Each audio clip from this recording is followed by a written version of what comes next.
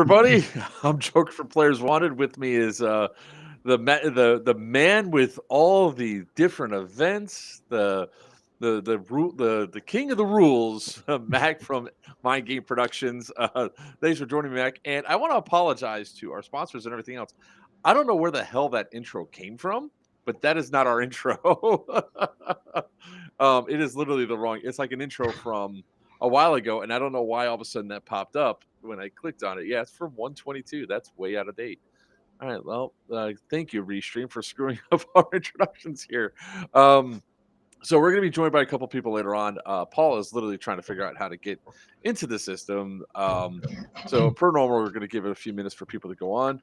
Mac, how are you feeling after Wasteland 14? Good. I'm recovering. It was pretty sore for a couple of days, but getting a little bit better rested, feeling a little more stretched out again. But I feel good. It was fun. Because I tell you one thing, man, that armor. I mean, while it probably wasn't, um, uh, uh, while it wasn't probably heavy, it probably just weighed on you by the end of the day each day you're doing it because it was made out of aluminum, right? It was just aluminum. Yes, it wasn't Yeah. as heavy as it looked. I I know, but after a full day of running around with it, an extra 5 or 8 pounds, especially around the neck, I give you props, man. I could never do something that has something that tight around my neck. Um, let's see here. One second here. All right, so we're trying to get a couple more people on. They're having some technical difficulty. Um, what and where is this event? Okay, so this event was Wasteland 14. It's an event that Max been putting on for 14 years now. And you do two events per year with this. You do the main event, which is the main number, like that's 14, and then sometime in April you're going to do zero point 0.5. So you'd be Right. doing 14.5, right? Um, it is a Fallout themed event, which there's all sorts of great elements of stuff that you guys added to this event, which we're going to show quite a bit of it. Like you had the Mothman Cryptid out there, you had the Mogwai, that bear, man. The beer looked good. I was happy with how the beer turned out. Then you have the super mutants, and then you have all the different factions across the lands. There is Paul. Let's go to the other ones. Did you finally figure it out, sir? I cannot do it through Facebook. I have to do it on a browser. Have to. That's what usually everybody has. So everybody, let's have a big hand for Red Eye from the Enclave, the man in the legendary power armor, the victim of the lamest Grognak ever, which we'll play a little bit later on. It's going to be great. So this sort of event, it's like I started in Wasteland 12, and it's only gotten better every single year I've attended. So I'm really happy for it. Let's see. Where's the feedback coming from? From Paul a little bit. Give me 1 second. Feedback's from me. Yeah, I think it's coming through your speakers. I got nothing on. It's okay. We'll deal with it. All right. So let's see here. So let's start off by the great thing. I want to talk about what happened as soon as I walked on the field. As soon as I walked on the field trying to go down to the Poseidon power plant, there was already a super mutant attack going on. And the Sunshine Band was down there. I come walking into a total chaotic what is it? What do you want to call it? I don't want to say a cluster. Let's call it that way. And the funny thing about it was when we came rolling through, nobody was prepared to get hit that early, right? And all 6 mutants over there. Boxman's down. A bunch of the other players are down. The mutants are going along along the backside, and I didn't even have my camera on yet because I was still walking out to go to our location. So I came running up behind and I end up taking out all 6 super mutants. And then this is the only portion of that I got that was kind of fun. So and we're going to talk about super mutants right off the start, off the get. Where is? Oh God! Oh, here you go. Here it comes.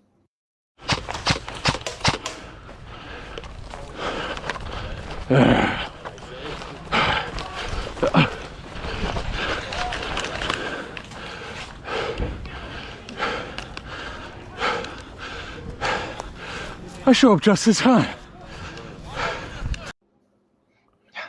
I had showed up just in time. So let's talk Super Mutants right off the start. I always enjoy the Super Mutant faction. I always think it's really interesting and fun to engage with them.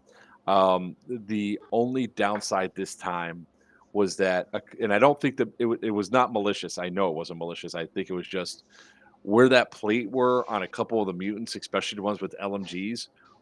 When they had the LMGs with their box mags up, it perfectly blocked the plates. So, other than that, the Super Mutants were fun as hell to interact with this year. They're They were really usually great. pretty damn wild. It was great. I mean, like I said, we start off a game with an attack. It was awesome. So, Mac, do you want to explain those Super Mutants a little bit? Okay, so yeah, well, like Joker said, the game's based on the Fallout computer series. So super mutants are a enemy you find out throughout, basically just mutated humans. So they're big, green, not very smart. And so we have a group of players that are really awesome that for years have been running our super mutant faction. And they're basically antagonist players. I mean, they really don't play the game the same way the rest of the players do. I mean, they're not there to do missions and earn bottle caps and try to negotiate.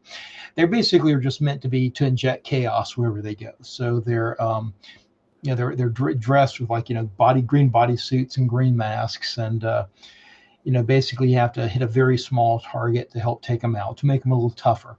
And they're just pure chaos. They just kind of roam the field, attacking, injecting random chaos and violence wherever they go. So they're kind of fun. It's just like a little hurricane or tornado that randomly moves around the field, tearing things up. And they're just fun to interact with, to shoot at, and then because the way that the rule set is for them is that you shoot their pie plate, they go down for 30 seconds, then they have to be melee killed, and then so many people forget that second part where you have to take him out with a melee weapon and run up on him, and it's just hilarious sometimes where people are like, they just won't stay down, man.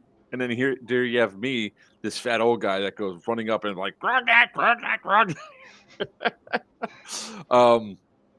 So that's like one of the cool aspects of this thing. You have so much packed into Wasteland 14. A lot of times it's just not, we just don't usually have enough time to talk about all the cool stuff. So, but that's how this starts off. The game started off for us was immediate attack. Now, there are multiple factions out on the field, and I want you guys to correct me or add some of the ones I just didn't mention. But you had the Nuka Knockers, which were a Raider faction. You had the Guild, which are they look like a bunch of Mandalorians that are neutral faction. You had, I think some of the Black Marsh Brotherhood was out there, right? Couple of them. Yeah. You had the new pirate faction. They were great. They were great. They were awesome. cool. We're going to talk about them a lot. You then had Sunshine Band, the New Florida Rangers, California, NCR. NCR, New California Republic, and 904 militia. The 904 militia, and then the DFR was another one, and I believe the USPS was out there too. U.S. right? Postal Service was out there. A couple other smaller new groups, like the Contractors is like another neutral mercenary group that was out there, and a couple others. Yeah, it really was. What makes this event so awesome is like all the different characters that people bring to the event that just adds so much ambiance because you don't know what you're going through. One of my favorite is Boxman. Everybody loves Boxman. Everybody loves Boxman. The Ice Queen loved the pirates. I know that sounds weird, but say that again.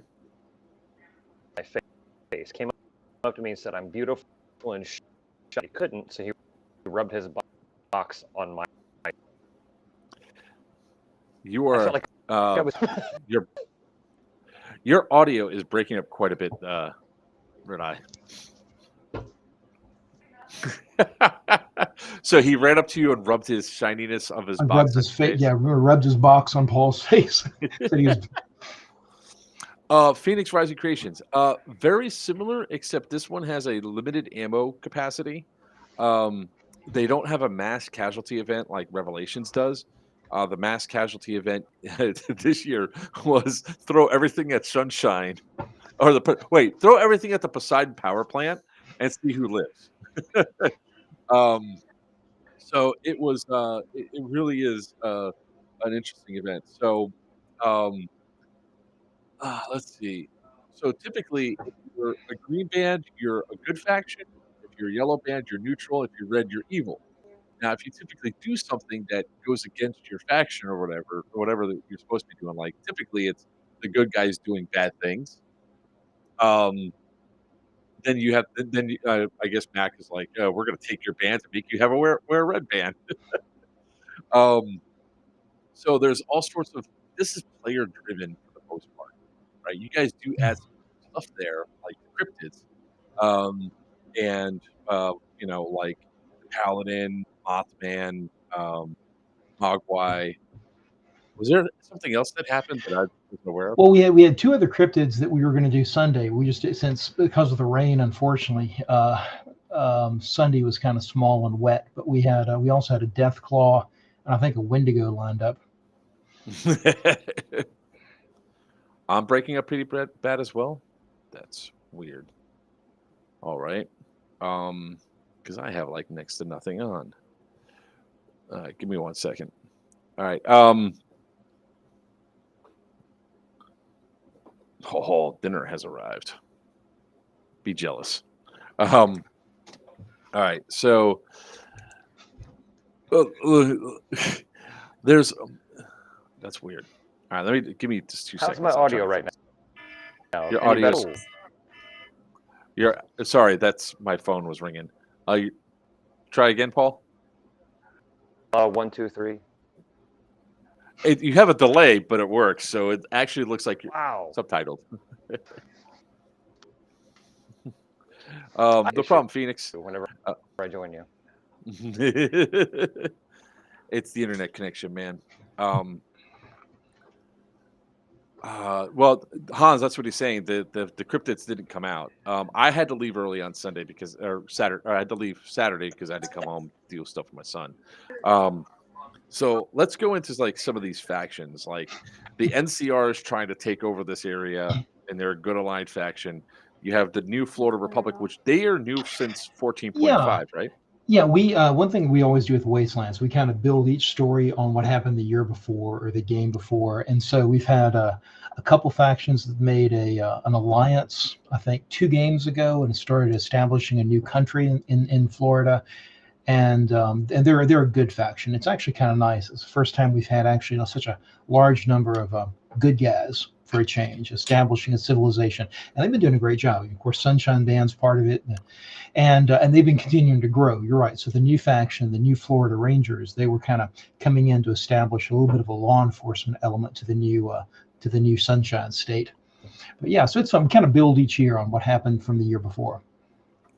And a lot of that stuff is like kind of cool because everything that happened in the previous year carries forward. You see stuff like this go forward. Like there's an actual element on the field that people can't go into because of safety. And you guys just previously nuked it, so nobody can go in that section. Awesome, cool. But you have stuff that carries over. Like last year, we got the power station. This year, it was powered because we got it powered up at the end of Saturday. So it really is kind of cool. It depends on Hans. It definitely depends on where you're at because the Sunshine Band definitely goes for capitalistic for those caps. So there was a lot of fun aspects to this one. So the New Florida Rangers, they came out with the bounty board this year, and they came out in force. Yeah, they came out in force too. They did a good setup. So we're going to talk about the bounties in a second, but this is the bounty that survived me, which is Purple Nurple. He was able to escape me. Only because when I realized where he was, I had 2 options. I could either take Purple Nurple and try to bring them back and have to fight off everybody that was chasing me, or I can go inside and kill everybody in the Nuka-Knockers base. What was that? That was Bartertown, right? Up in Bartertown, yeah. Yeah, kill everybody in Bartertown. Can you all guess what I did? Killed a lot of people.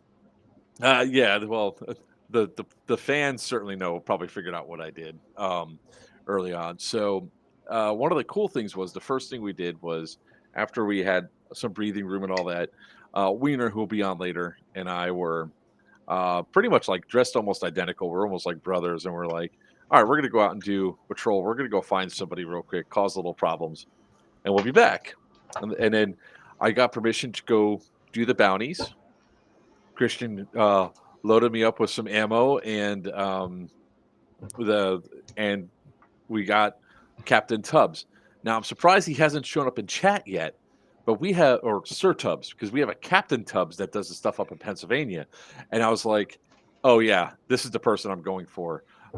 And let's just show how this played out. Let's see, where is it at? They changed something on. All right, well, I guess I'm not pulling that up because stupid freaking Restream's been giving us problems. Like they literally changed something last night or whatever. Give me one more second, guys.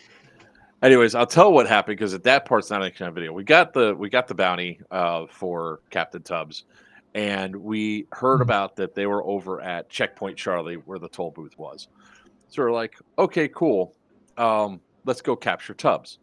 So we go walking up there, and we almost did it perfectly. So when we went walking up towards the toll booth, there was fighting north of Checkpoint Charlie. Somebody was shooting, somebody was doing something. So 3 of the pirates were north, not paying attention to what's going on. Tubbs is outside by the actual checkpoint, and there's a little hut. And they said, they go, you're going to pay for caps? I was like, I'm going to see what happens up there first. And they're like, you want to play? Shall we play a game? And I was like, yes, we shall. They brought me inside, and they go over all the games, and they go, and the last one's liar's dice. And I just unclip my knife, and I go, I know all about liar's dice and lying. Stab, stab. And they're like, oh, and I went outside, and I put the knife up to Tubbs' neck, and I said, Legend of the Waste, you're coming with me. And he goes, there's a bounty on your head. I got to take you in. He's like, oh, okay. So we walk him back. The other 3 pirates had no idea that anything had happened. They're all facing forward, and we walk Tubbs all the way back. So we bring him back. He's sitting down inside the area, and he's like, these guys just walk in. They kill everybody. What's going on? And then we agree to escort him back. And this is where the fun part of the game comes because there's negotiation. So we just wounded 2 of the pirates, and we took a pirate with us for profit. Come back and like, I'm here to negotiate. They were an awesome group of guys, and the negotiation went without a hitch, and it was a lot of fun. Now, Paul, I'm going to turn to you because I saw you more in a legendary power armor this time than ever before, and I wasn't allowed to shoot you. Why was that?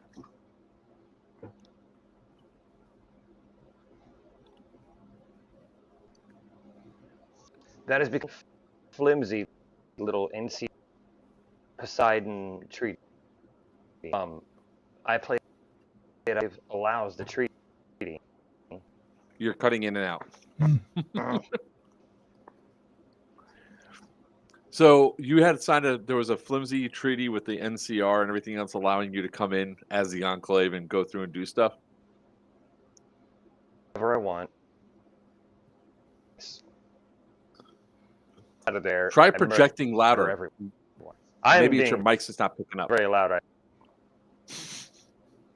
I don't know what it is, brother. I don't know what it is. Come back to me. Come back to now. All right. Come back to me. So I'm gonna go back. I'm gonna go over to Mac then, and go Mac. You of course are an admin, but you're also an NPC. So what was your role there at this particular game? Well, okay. So in this particular game, okay, like I said, we've been having so many good factions that were coming together for a while.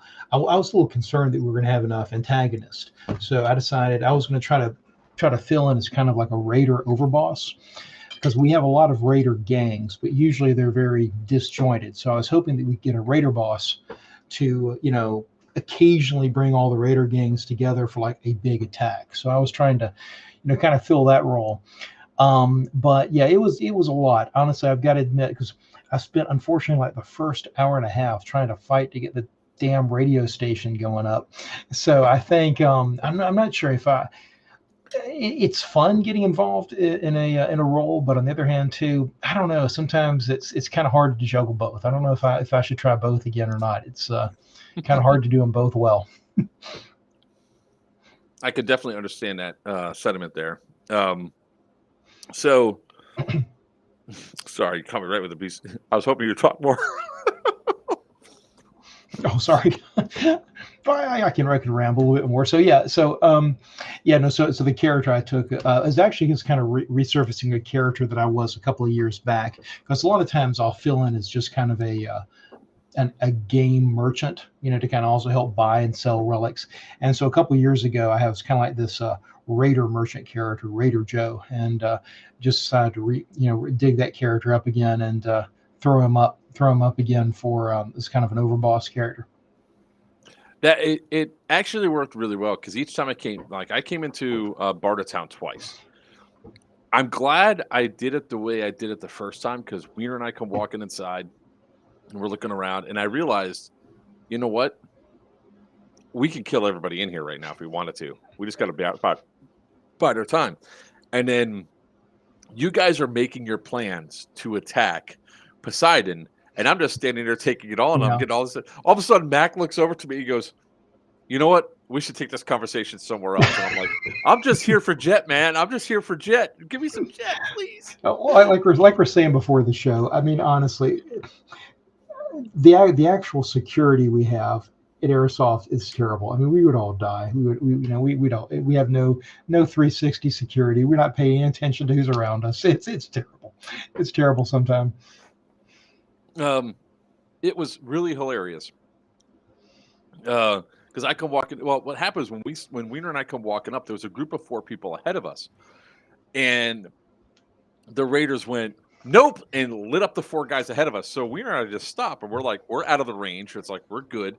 If they start firing at us, we could just calmly walk backwards and be safe.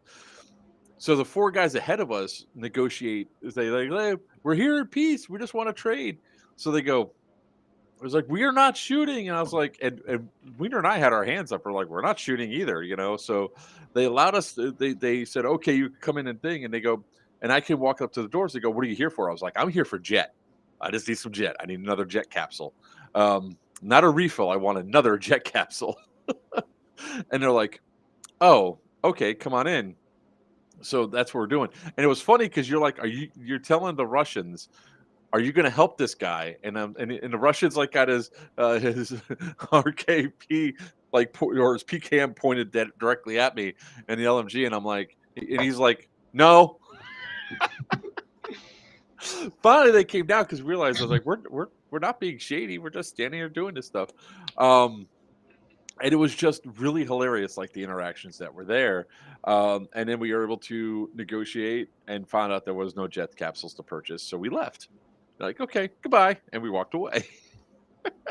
No, without a shot fired. So that helped me out. That and that's part of what this game is. Sometimes, like, if you're really good at doing the bluffing or everything else, you can just turn around and be like, "All right, good, we're good." So about an hour later is when that stuff kicked off. But that's later on in the day. There was some other fun stuff that happened. So the Mothman was the first cryptid I saw. And the Mothman was, I come walking up to people running away, screaming. And I just went into the woods. I was like, nope. I was like, I'm going this way, hanging out in the woods.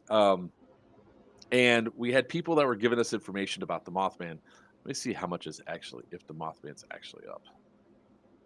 All right, it's probably not going to play well. For some reason, we're switching from restream at the end of the month. So next time that we go to do our stream, we're going to have a different program in December. It's getting really bad to where everything's real choppy. But I will try to see if this will work. So that way we could all comment on what. We can't hear you.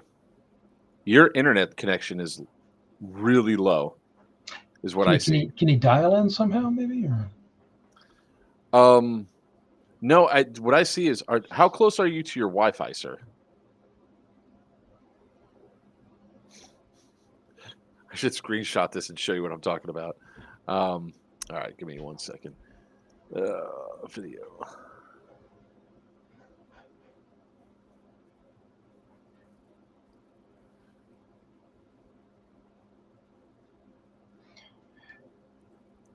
All right, share screen.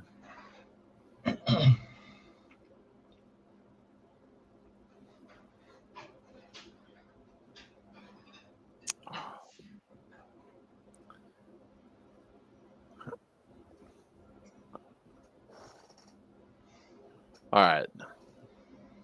This was the Mothman attack. That's my. How do we take down the Mothman? We attack him with light and we trap him with the pool noodle. He's immune to BBs and he has a sonic boom that stuns you. And if he touches you, you're dead. God damn it. Yep. So stun him with light? Yeah. You mean like this? Well, distract him with light and he comes towards you with light. Waiter, you got a flashlight? Oh wait, I got one. Look, hold on. I'll be the sacrificial lamb. Where's the trap? The guy with the pool noodle. I think he's up there. Behind me! I got the ammo! I got the light! Hurry up with that trap!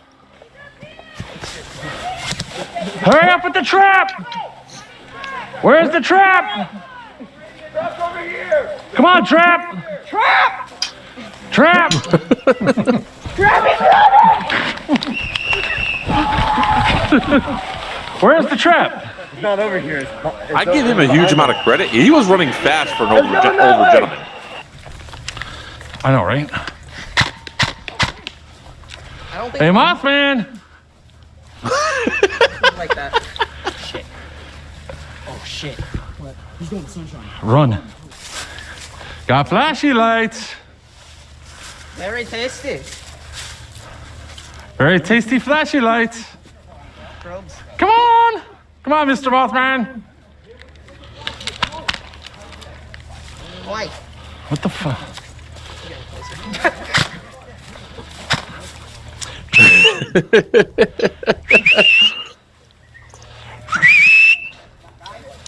Come on, come out to the beautiful lights. Come to the pretty lights. Hey, hey, hey, over this way, this way, this. Who has in the know? Who has in the know? We got one over here. Hurry up.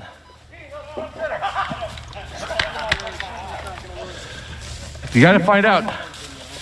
Go get in the know from him. In the know from who? From, I guess, the admin right there. Okay, go get in the know on me. I don't think the flashlights are working. They weren't. Energy. Newsflash, they weren't. This was daytime. You couldn't see him. It's not doing anything. He's not doing anything. It's not doing shit. He's attracted to it. Rockets and energy weapons will kill him. It just shot it. We shot.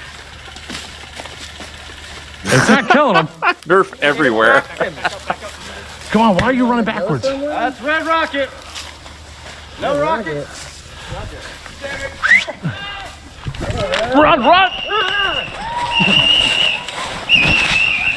Come on, man. Get him. Dude, there he goes.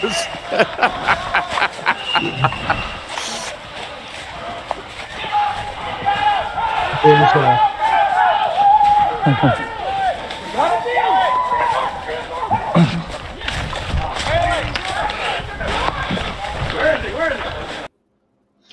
So that was the first cryptid of the day, and it was an interesting encounter to say the least. a fantastic story I heard from the Mothman, and actually I have seen a video on the Facebook group that somebody actually captured this incident, because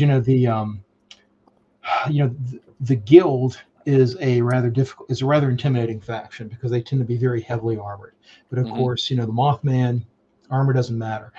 And so apparently there was this fantastic incident when I guess the Mothman ran into the guild, And so the guild realized they couldn't deal with him and started trying to run.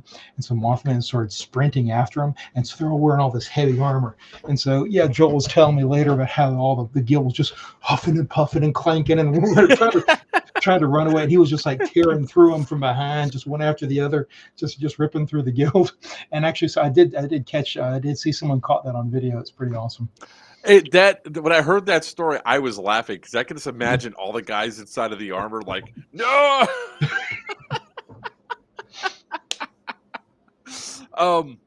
That was like the first time I actually was able to see. And oh look, let's see. All right, how about now? Can you hear me better now? That's better.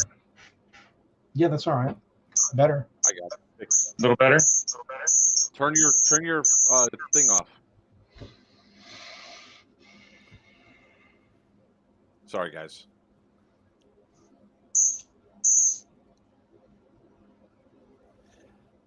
Turn off your iPad.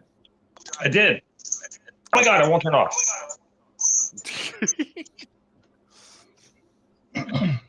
Everybody must think like an old idiot who doesn't know how to use anything. There you go. We can actually hear you now, Paul. Yeah, it's the iPad then. 100%. It's the iPad. The iPad's a no-go. All right. 904 in the house. All right. Oh, well, that didn't work. That made you look really weird, Paul. Turn it back. We'll keep it this way. All right. So that was the first time I actually saw a cryptid. Like the first at Wasteland 12, I never found the paladin at all. Wasteland 13, I went looking for everything and found nothing. So this time I was able to participate in both cryptids, all the super mutants, and be there for the main final battle of the evening. What are you doing? There you go. It's about to mute you again. I'm done. So that was actually a really fun encounter. It was like stuff like that. Now, the one thing I will say that my feedback for that is that maybe it might be beneficial to have like posters or stuff like you know how they put posters up all across Wayne's World.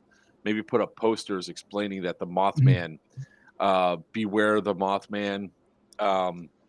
Maybe it went at like it likes power armor or something of that nature. Something on there that explains sort of like if people are something for it.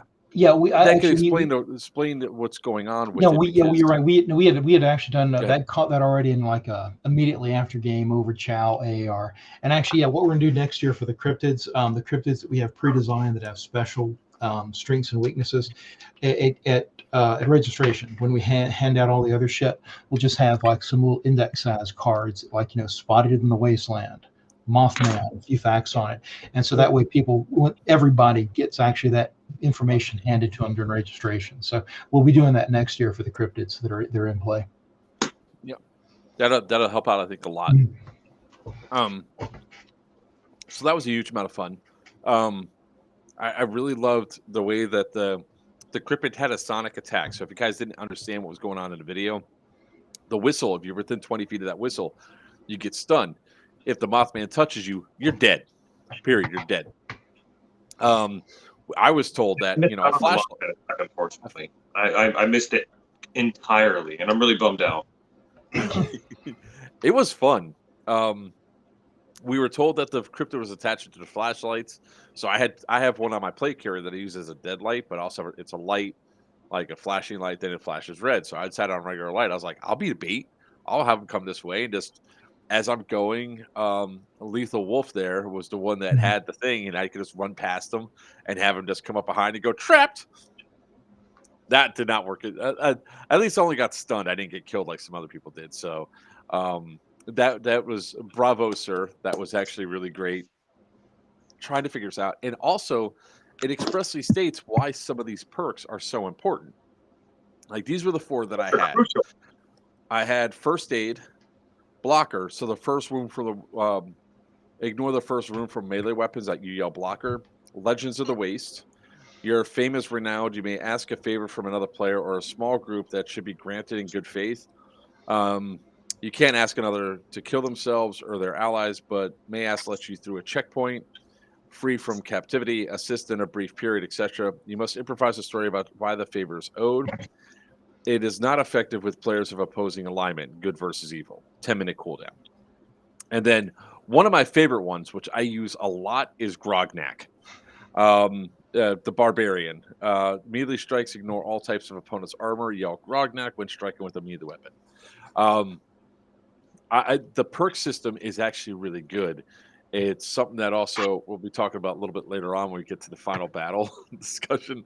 But I love this, and that's why in the know, I guess, is so important for Wasteland. That's why I don't think you should give out all the information, but I guess it could be spotted in the Wasteland at registration, the Mothman, and maybe just have the posters up and say, hey, there's some new things that have been found in the Wasteland. Check the posters for more information.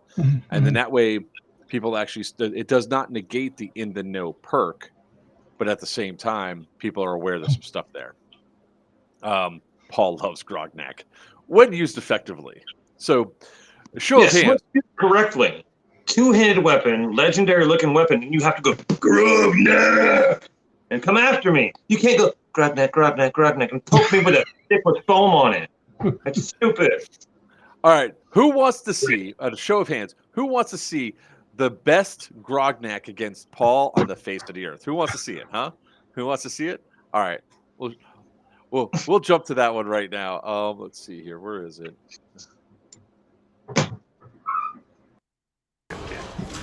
Yeah.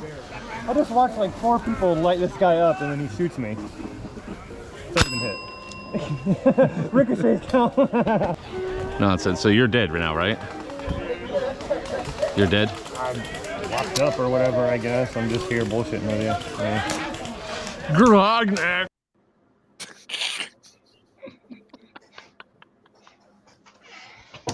Lamest Grognak ever. At least that one had a clear point to it.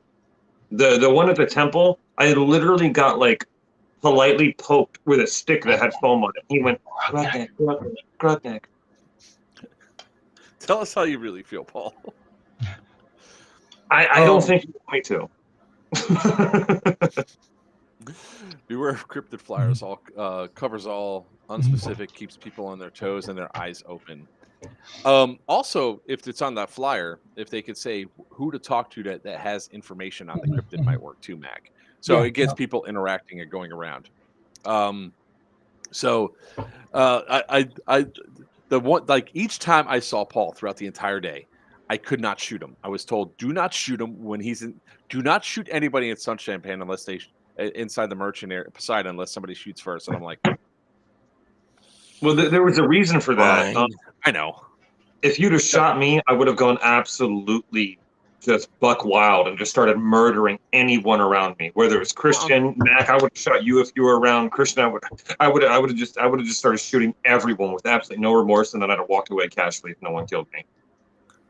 No, because if I would have shot you, I would have actually hit the bell, and I just want to come up and Grognak you properly.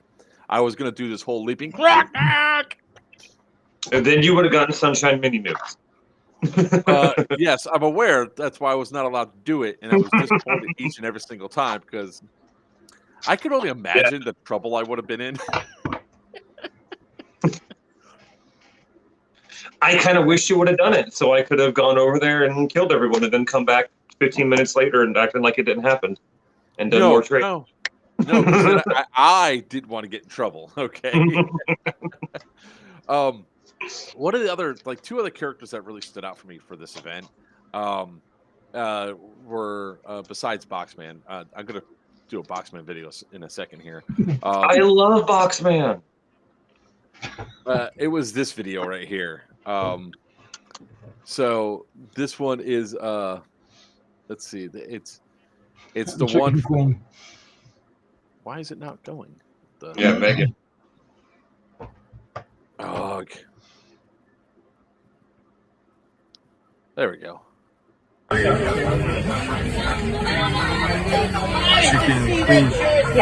what is it that you do? I lay eggs.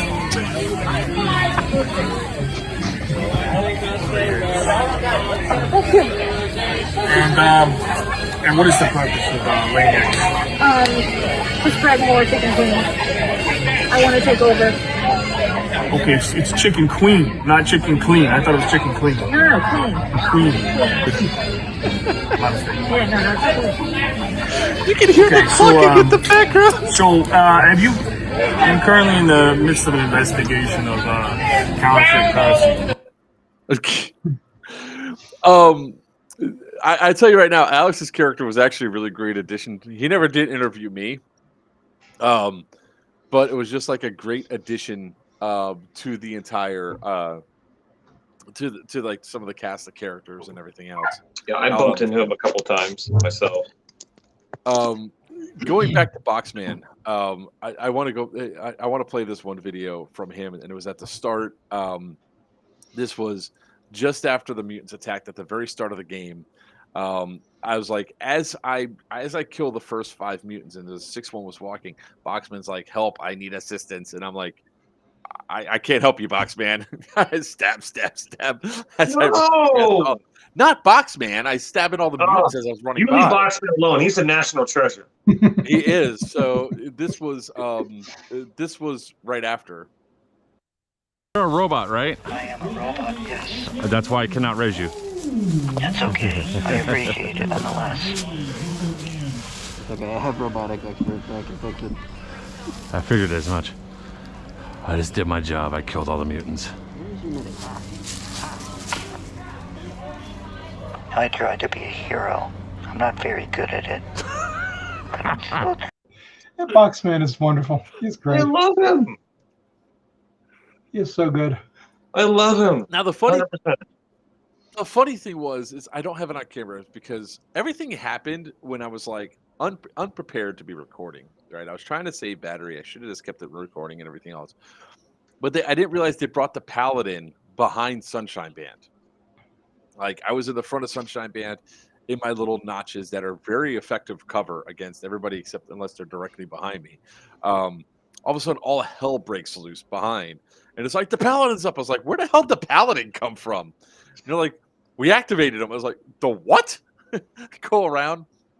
And that's actually where the image came up that for today's thing was us trying to take down the Paladin. I told the NCR, don't open that damn door. I told them. The Enclave knows everything. I told them. I warned them. Mac, who is the one that took all these pictures? Because we want to obviously give proper credit here. Oh, well, I know Dakota took a bunch of them. Those may have been some of Dakota's. I think it was Dakota. He was the main one that was in the purple vest, right? Yeah. Okay, that was Dakota. So Paladin goes down after throwing a grenade. We all run up. All of us are grognacking the hell out of him at this point, and then he doesn't die. So I'm like, run away! It looks like some kind of like weird gang ritual where you're trying to like beat in the new blood or crypt member. It's really weird. It was really amusing because hold on.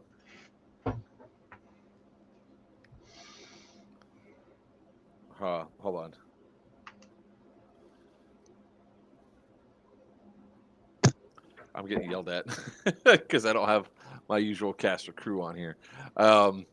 They're like, "What is there a reason why we're not being invited?" It wasn't because of anything nefarious, guys. We're doing the AAR for Wasteland, and Wiener was supposed to be here. So was Christian. It was going to be a packed house. So taking out the Paladin, I know was a pain in the ass because I watched a video from the first 2012 with them trying to do it, and it was just incredibly difficult. So it's like I stabbed. An actual NPC, whereas like if I'm in power, I'm like an NPC player, where he's just trying to go. Then we have these boss monsters that are really hard to take down. Oh, and that's fine. I just knew that when he did not say he was dead, and he started getting up, I hauled ass around the other side of the building. So it's like Paladin goes down, Paladin comes up. Paladin goes down, Paladin comes up. Then they finally figured out, and I'm trying to find the video because I could have sworn it was on the site. It was on Wasteland. I saw a video of Boxman headbutting the Paladin, and Boxman's head fell off. I saw that on Facebook. I don't know where it was. I wish I'd have had it queued up. I could show you, but I'm using my phone now, so I can't move around. I'm trying to find it because it was a great video of the end of it, and essentially, oh wait, I found it. See, look what happens when you search. It was on Facebook, right? Yeah. Let's go!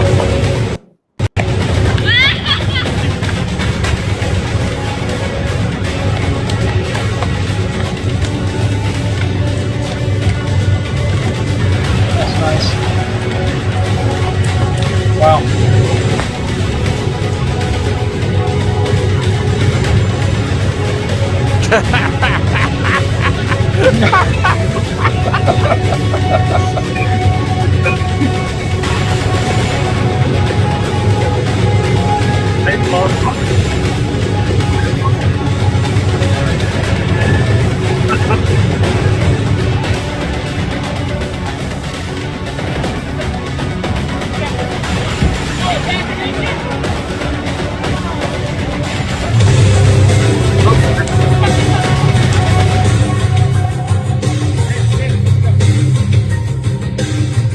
This was just great. I mean, it really was.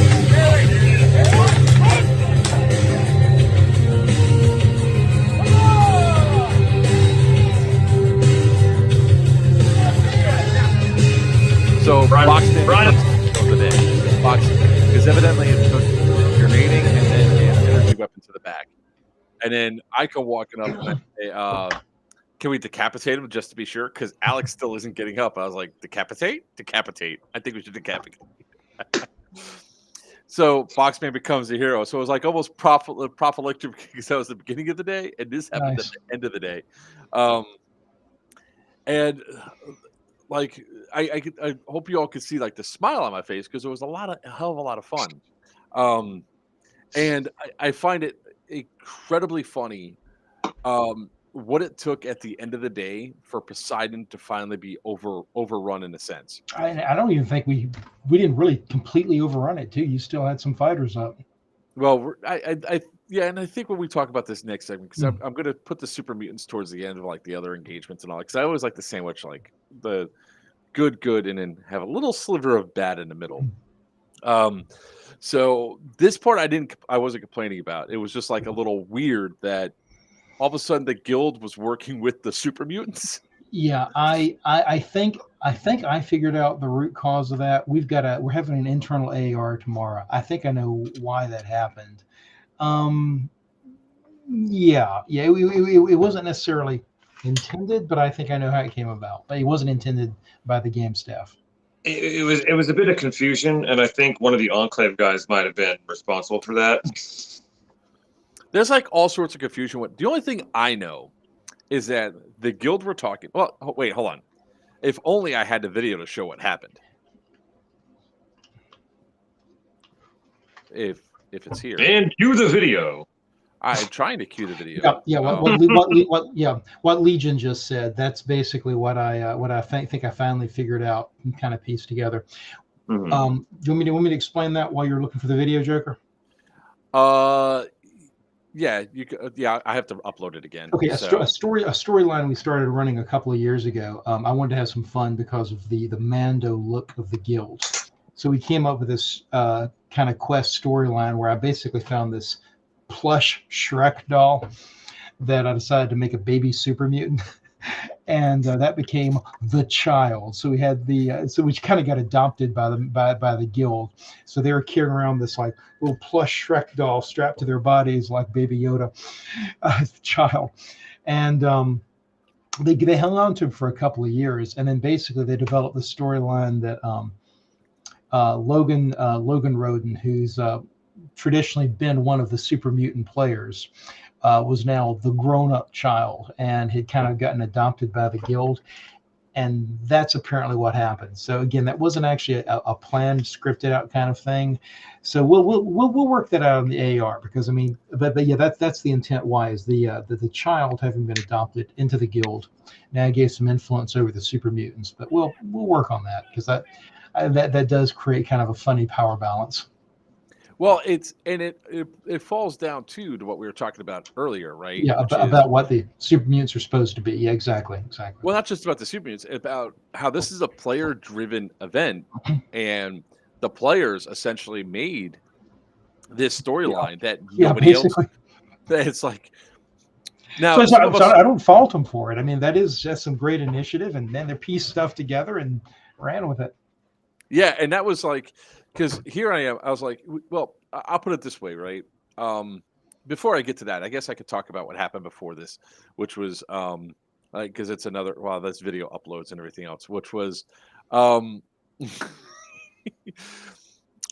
why is this not up here either? Come on! Oh, here we go. So, I was given after I had a second interaction with Super Mutants, which was later. We'll show the video later on. I was told that by the DRF. That if I go in and shoot one of the Russians inside their base, I could respawn at their flag for free anytime I choose. Okay.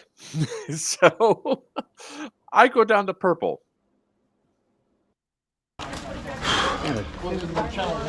Was that? Was that? Oh yeah, is that nice? I just want to synchronize our attack. Let's meet up in Synchrotron and then we'll go take up. Oh. Bang bang. Bang bang. Bang bang. Yeah. They said within 10 feet. I could have shot. Like, can you only kill 2? And like, well, yeah, you can't bang everything. I don't know the rules.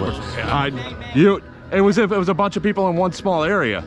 You were up here, and then they came around the corner. And there's the admin right there. Oh, sorry, what happened? How many bang bangs did you get? I was like this. You normally bang 2 people. Well, he was here, and then I get him, and then he comes walking out. So I could have just pulled the trigger on everybody. You should have. Well, hold on. No, ask him what happened last time. Well, yeah. Yeah. Well, I'll tell you what. Okay, well, so I'm leaving. No. I did what I was ordered to do. By the way, the DRF sends their regards. Bye, Felicia. Hey, stim pack, bang. You're dead. You can stim yourself? Yeah. Okay. Yes. You can't stim Jet. What? That's fine. So there's a lot to unpack. The entire base yelled bang on everybody, and now they're complaining. Well, yeah. Well, here's the thing, though, right? What happened was, at the time of that, That was so good. At the time this all kicked off, I guess what happened is because there's another clip that happens after because somebody accused me of trying to rip off the one guy's grenade, which I would never do at an event like this because that's not my product, my thing, right?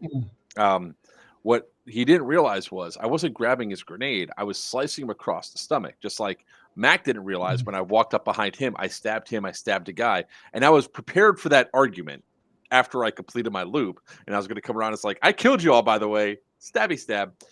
What I was not expecting was the guy in purple, which I did not bang, to suddenly question, you can't bang that many people. So they thought that I banged everybody when, in fact, I did melee kills on everybody. So seeing the video, I mean, clearly you pulled it off fine. I mean, you see in the video. I mean, really, would that have been a big deal? I mean, usually the bang rule was like back in the day. If you jumped into a room and you had to jump on 3 or 4 people in the room, you could yell bang, and 2 of them were dead, or something like that. But I mean, if you walk into a base, it's open. You're out in the wilderness. You're literally in the wild, and you're just bang, walking 10 more feet, bang, walking 5 more feet, bang. That should be 100% okay. That's just you giving them the courtesy, not shooting them super close. That's well, trust me, I'll never make that mistake again. It's gonna be. I'll shoot everybody. It's not a problem. The only reason why is like I'm not gonna cue the video up and show what happened last time, but last time there was an incident where somebody came close and I shot him in the plate carrier to be respectful so that wouldn't get hurt. You shot the plate carrier. I mean, come on. I mean, yeah. Being a freaking pansy and take the hit. I think that guy was going to do something shady to me, and I caught him on it, and that's why he got mad. And that's sort of like, now there was another part of that also like clicks into this is like, I find if I say, hey, there's an admin right here, let's go talk to an admin. At that point, I take it as all plays suspended into one local area so we could address the rules thing. I was leaving anyway because I did my mission. I was about to run the hell out of there because I knew once people revived, I was a dead man. The other thing I was hoping to do too was go catch Purple Nurple, who was on the outside that I walked past first, and see if I could bring him all the way back from my death. He's where the hell did the paper go? Oh, your bounty? My bounty, yeah. Oh, okay.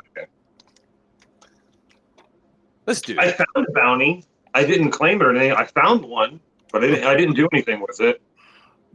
I'm glad I was never put up for a bounty because I have a feeling people would have taken me. I have a feeling there's going to be a bounty on my head. Oh, actually. The knockers. Look who it is. It's the guy who was just complaining about your bangs. So it's going to lead into what we're going to talk about with the video that happens after this one, where we're talking about like rules and everything else that is feedback for the event and all that. But I don't like it when people all of a sudden start going through, because the conversation went on. It's like, all right, well, if you're saying stim, I'm saying jet. I got 10 seconds at GTFO. It doesn't matter. We don't have to rules lawyer this. You guys got caught with your pants down. It's not a big deal. Great play. That's what should have happened. Is like, oh wow, awesome job. Before we were talking before the show came on, and that's what I said earlier about airsofters and security. Let's face it, we totally got caught with our pants down, and he was bent. That you totally owned everybody, so he was just grumpy about it because we had no one was paying attention, no one was watching the door, no security. Yeah, you got us all. And it was a great experience. Even that, it was like that didn't even upset me. It was a lot of fun. So. Here's where the video finally uploaded, by the way. Here's where the mutant attack happened. Sunshine, the bear's coming down that road! The bear! Cowboy! Bear! I feel like bear hunting. Don't get close to him, he's radioactive! Don't get close to the bear! Oh my god! Holy shit! He got shot with a bow. Oh my shit! Don't get close to the bear! He's radioactive! That's just a fucking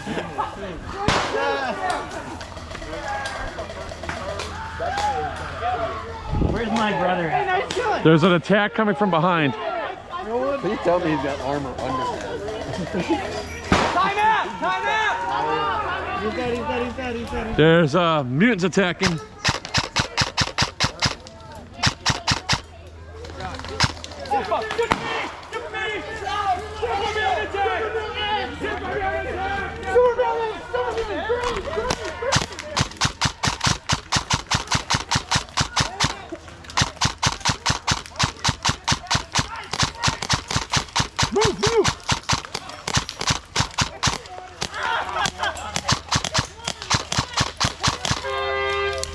Go get him!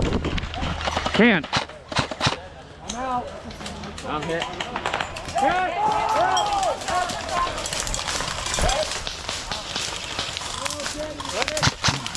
Which is hilarious because she didn't want you to do that. That's what I find funny. That's what I'm not upset that you did it. Frogneck. It's hilarious that the person you said you're following Frogneck. just goes, "Rick, that's not good." You guys just totally disobeyed Nope. your matriarch. Frogneck. That was hilarious.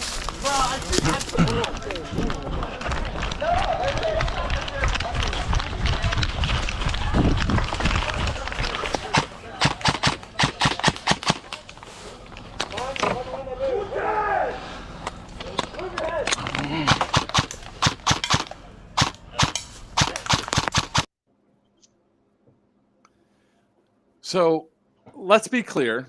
We had the Paladin attack. We had the Yagwai. We now have super mutants and the guild attacking us. So the guild that came at the side, I killed them. It was weird, and then you had me coming up too. So and you were in there too. Did that guy, the guy in the bear costume, probably to look like me after the zombie game at Bad Blood, unless he had armor He on. got annihilated. He was literally camping right next to me, and he was at our campfire that night. He got absolutely annihilated. His belly, his boobies, his waist, his hips, his thighs, his face, his neck, everything. He was just, he looked like he had chicken pox. I saw that and I was like, I felt so bad because I was like, I took 2 shots at him and I'm like, I'm gonna stop shooting. He's Just let him do his thing. 8 LMGs are just lighting him up. Wow.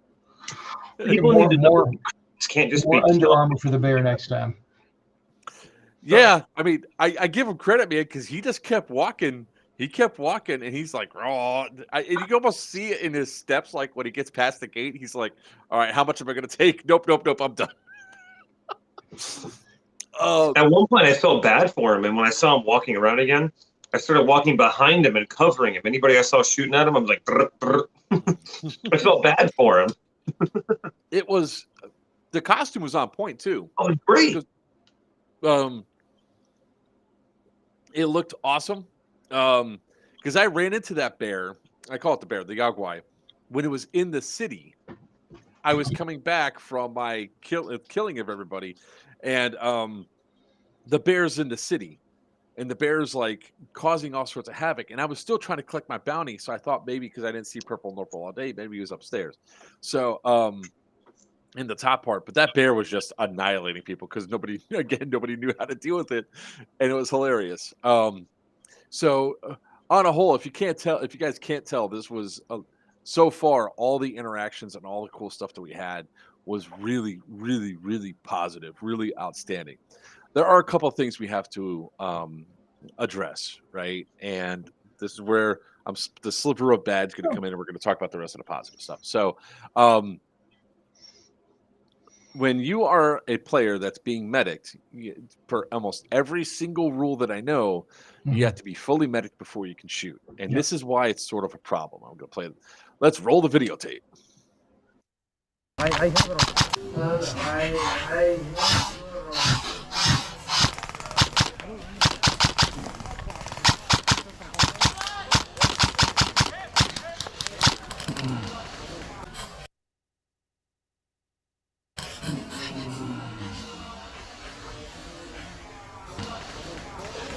You're not even fully medic yet. Come on. What's gonna happen? It doesn't matter. I get to shift. Wait. It was going to happen anyway. So- no. Yeah, No. That was bullshit. The 6 seconds that it took to get his medic finished, not only would I have eliminated all the threat that was out the exterior portion, I saw movement going on my right side. When I glanced over, I saw he was being medic, so I didn't think it was too much of an issue at that point in time. In fact, when I was getting shot, you see my body start to transition into the right, and it's like, now if the guy was done, I can understand, but it was still another 6 seconds, and in the way at least I play, 6 seconds is a lot of time. I could do a lot of snapshots in that time frame. So I then remembered where my place was. My place was not to correct anybody or anything else. That's why you just hear me say, "Come on," I just kneel down because I was done talking about it. And when he made that comment, he goes, "It was inevitable." I was like, No, that was bullshit. No, it isn't. No, you're totally on point. Yeah, no, that was just. Oh, no, I was pissed. When they did I was pissed. Hans, I'm going to address your thing. I saw one dude with the dag rag on his head lighting people up during the last showdown. Yes, that did happen because the player was unaware that it was on top of his head. I actually said, "Hey, your dead rag's on." My bad, when tucked up. Now, he also was one of the ones that were trying to police to make sure that he verbally identified how many lives he had left to make sure that everything was being played on the up and up. So I even give that guy credit. I believe it was Enrique, because a grenade went off that was outside the kill radius, but when in doubt, call it out. Let's talk about when in doubt, call it out. There was one instance that really still bothers me because when you're having this massive attack and everything else, I understand the need and the desire to push all the way through, eliminate the base, and do your thing. If you start not calling hits because you want to do something, or you start doing things that are in a shady aspect, you now take this epic moment and turn it into a bad case. So there's one that was so egregious. I felt the need to identify it flat out. Here.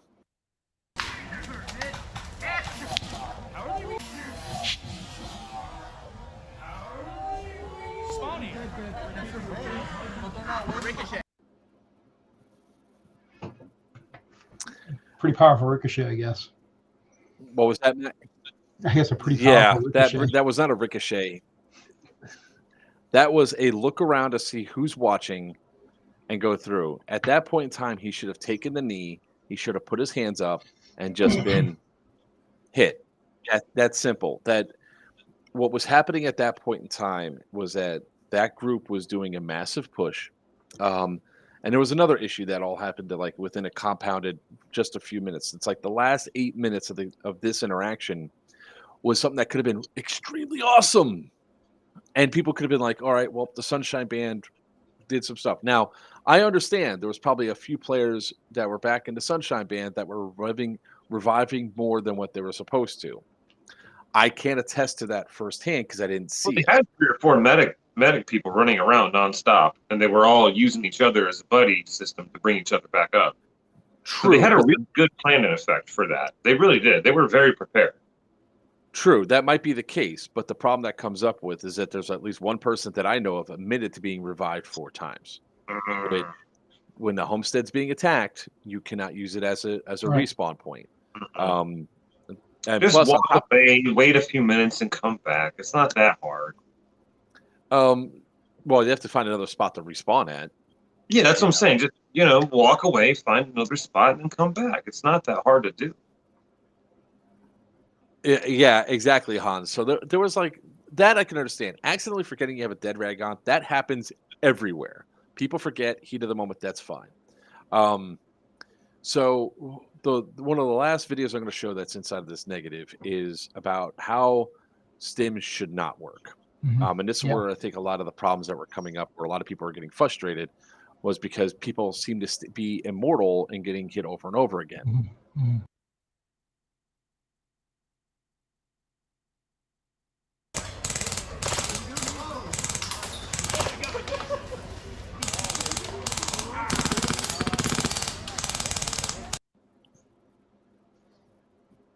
Jesus.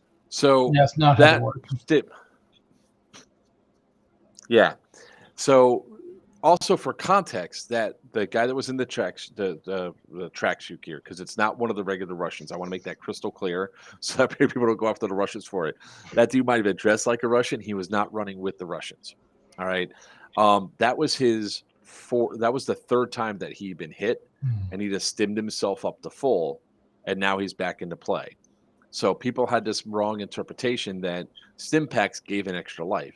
Mac, correct me if I'm wrong. There's only one perk that gives you the ability to have 1 extra life, and that's the faction leader, right? Faction leader, yeah. Among the basic perks, that's the only one that does. Yeah, 10 people for it to work. Yeah, and you need 10 people too. So that is the only way that goes. So people were like, the stims were not being utilized correctly. They were being refilled 3 lives. So what turns around happens is it's because attack like that's an attrition game for both sides. You're trying to eliminate the entire armies for stuff that's there. That stim was also passed while a player was dead, and I don't think that should happen either. No, as part of my thing, that it should be made crystal clear that you can't pass anything off. A player can come up and take it off you if you allow it. That's fine. You're dead. How are you going to do something? There is no stim pack that. No, it does not. Yeah. No. The from what I was seeing, it looks like the stim pack rules were either completely misunderstood or willfully ignored, or one of the two. But yeah, that's absolutely not how they're applied. Yeah, and that's essentially what we're going through here. So I'm sure this is going to be addressed when you guys do your AAR. A new rule set will come out. So just be advised, guys, because the rule. I knew it, and I got clarification later that night. You had to take that blue ace wrap off and put it on the arm. The reason why it's also important is somebody like me who goes to a lot of events. The way that we track the wounds and everything or how many times people can go up is armbands. Whether it's a tourniquet, ace wrap, or the stim things on there, so you can actually see how many times a player got hit. And it also takes time to apply. It shouldn't be instant. I will tell you that if it's a 10-second revive on the stim, that's the fastest revive I know for almost any game out there. So, Paul, I'm not going to say it's blatant cheating. I'm just going to say that misunderstanding. Yeah, but that was like, I think this is the feedback that also Mac needs for future events, so that way people can be like, okay, this didn't work. We need to refine and fix this. Part of our upcoming AAR is we're basically going to do a two-parter. We're basically planning to review Wasteland 14, good, bad, what to keep, what to change, and then what we're also going to do is have a separate setup of a serious discussion of like rule scrubbing. Like what are recurring issues we see with certain rules? Can we fix the rule? If we cannot fix it to a point that we think is satisfactory, do we need to change it dramatically, or is it even worth worth the squeeze, to have it in there, or do we trash that rule?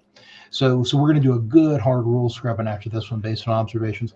A lot of the stuff's good, but the thing is, of course, as the rules evolve, we've been doing this for 14 years. As the rules evolve, it's getting multi-layered. I mean, I'll admit, especially for new players. That's why, I pity new players that come to the game, especially if they've never read the freaking players pack. and it's like, dude, yes, of course you're going to be confused as crap. I mean, you haven't even, because it's not something to easily walk right into cold.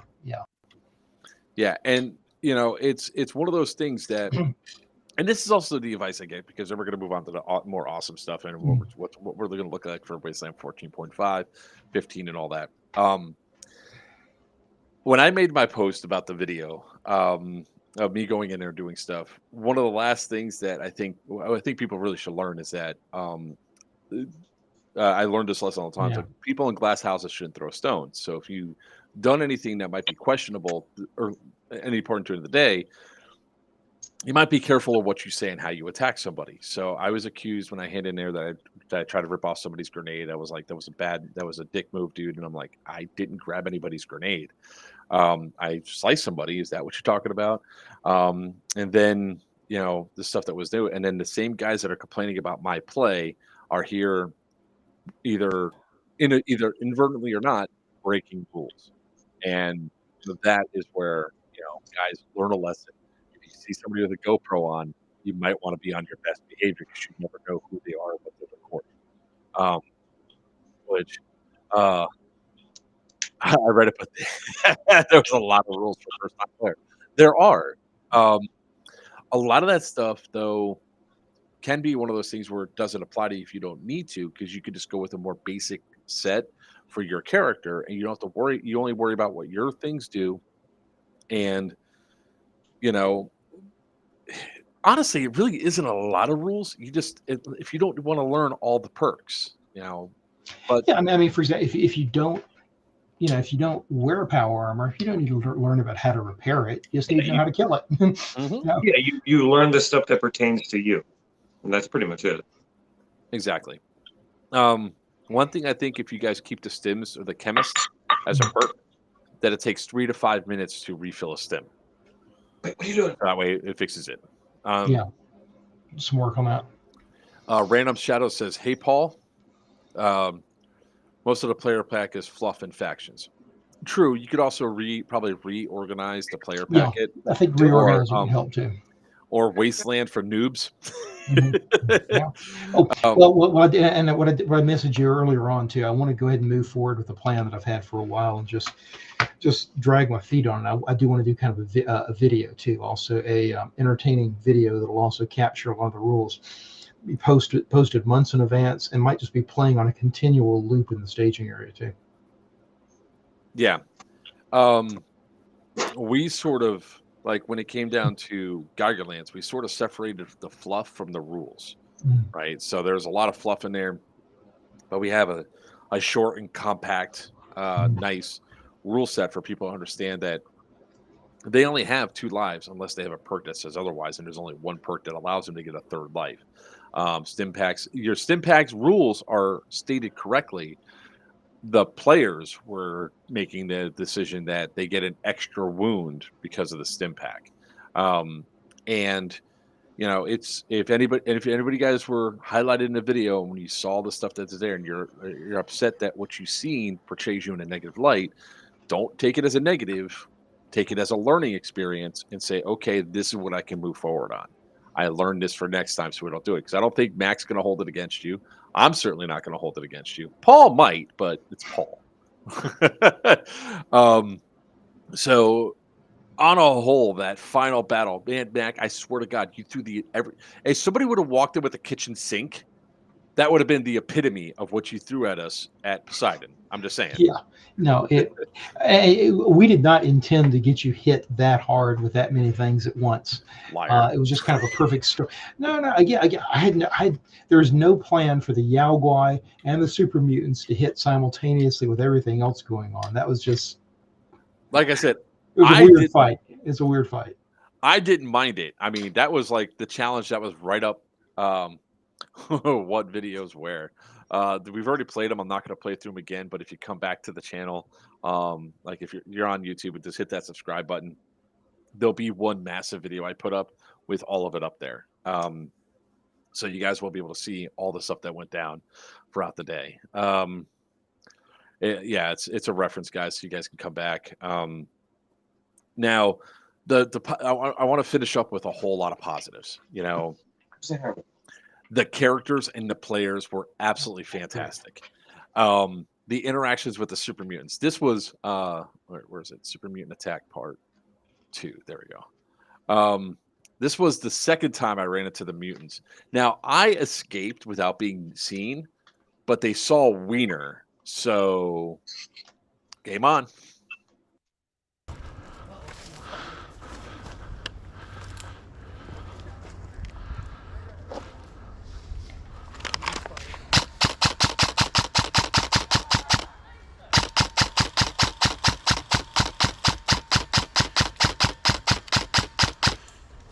One down. Reloading. Aim for the pans. Aim for the pans on their chest and on their bellies.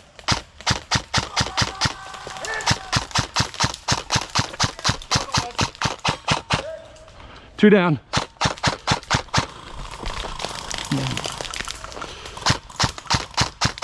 Fuck, hit. Yeah. I see you. Oh shit. Oh, damn, I'm in the middle of this. So what happened between the two battles was the DFR guy charged us 5 caps to revive at his homestead, or his flag. We touched the flag, revived, and I was like, I turned to Wiener, I was like, back me up. I'm going to go kill these guys. I got all but one. If Wiener would have actually listened to me, he probably would have been able to take out the 6th one, and we probably could have wiped them all out and killed all the things as an epic form of revenge. It was so much fun. Like I said, going through the waste, and you had a lot more interesting characters this year than I saw last year. A lot more interesting costumes. You had a lot of new players come out. The Chicken Queen. The Chicken Queen is fantastic. The Chicken Queen. Oh my God, Megan killed it. What was the player count, Mac? I think we were right around 190, I think. So very well attended.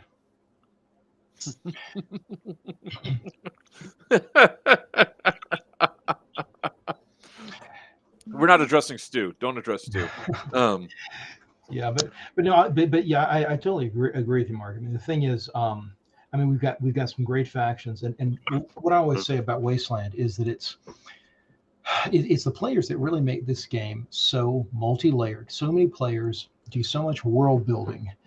Not all players, but so many of them develop characters and subplots. I mean, crazy. And what's crazy too is because, you know, and like a couple of the others mentioned, you usually only see a fraction of what's going on immediately around you. There's so much that you still never see in any given Wasteland. Like I was like just talking about some of the characters. We talked about Boxman. We talked about the Chicken Queen. There are these two dudes that I ran into near the end of the day. just in terms of like, where the hell did these guys come from with this concept? These two guys that were going around as Wasteland tattoo artists, and basically he had this like really nasty like homemade, well, it was meant to look like a prison tattoo thing. It was like a screwdriver with a big ink bag. It was all gnarly and nasty, and they were giving out these these stretchy tattoo sleeves to people. So he was like inking them, and then he'd give them these tattoo sleeves so they could pull over their arms and walk around with the rest of the day. I was like, where'd you guys come up with this? This is freaking awesome. So these characters and subplots that they come up with, to define and build the Wasteland. It's fantastic. And look, it's Misty. That's another cool thing that I've seen here that I guess I saw a little bit of Revelations, but the amount of stuff people bring to just throw all over the place is fantastic. Evidently, the gold weapons from the New Florida Rangers. Yeah, I was going to mention the gold weapons. You have people throwing all sorts of stuff to be collected and be brought back. Evidently, Red Eye had some caps around that have special powers on the backside of them. No special powers. There were special reward. If you brought them to me, I had a whole sheet. If you brought them back to me, you would either get caps or reward, or maybe you owed me money. If it said -2 or -5, you owed me that many caps. But speaking of props, that's cool. Yes. So there's all sorts of cool stuff that people bring and just toss out to this event, and it's one of the reasons why, like, I could not make 13.5 earlier this year because of one, weather, and two, I had something else going on the same day that really I was trying to get out there and I just couldn't. And then of course when I woke up in the morning and went outside and it was pouring rain, I was like, I think you guys are getting poured out. I'm not driving 4 hours to get rained on. like 3 hours. That was it. Yeah. It was a bummer. It was, again, and on top of that, like, I didn't come out Friday night before because I got on the road too late, or I should have come out anyway and just hung out at everybody camping. The campsites were pretty spectacular. People out there interacting, having a good time. And that's the great thing about this, right? Excuse me. Huh? Should maybe too much of a good time? Oh, not me. I mean, I was having a great time arguing with my hotel. Charge me a deposit, will you? I don't think so. But Mac, it really shows us how well that this event keeps going on. So, do you have the date for 14.5? Oh, we haven't pinned it. It will be in April. We just haven't locked down the date. Probably by mid-December, we'll release pretty much all the 2023 dates, but we just haven't locked it down yet. Okay.